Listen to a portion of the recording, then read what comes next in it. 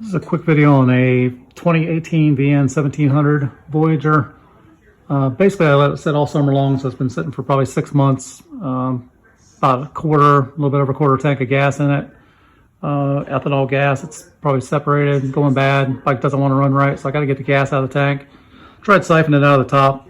Basically, the tube just keeps coiling up, can't get it out. So I pulled off the air box, and basically I just disconnected my fuel line, hooked a piece of extra fuel line up to it, down to a gas can.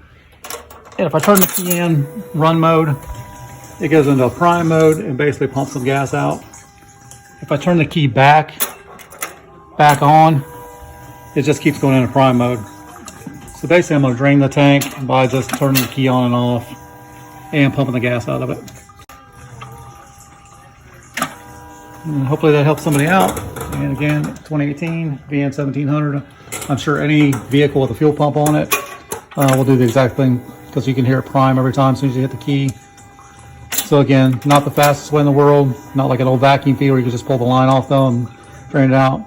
You can probably disconnect the fuel pump, take it off, and you got gasket to replace. If you had a full tank, probably not the best idea, but since I've got a quarter or less, I think I should be good to go.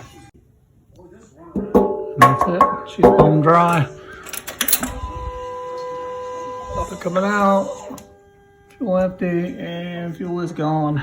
I had more than I thought in there. I had about a gallon and a half of gas in there. That took about 5 minutes. So you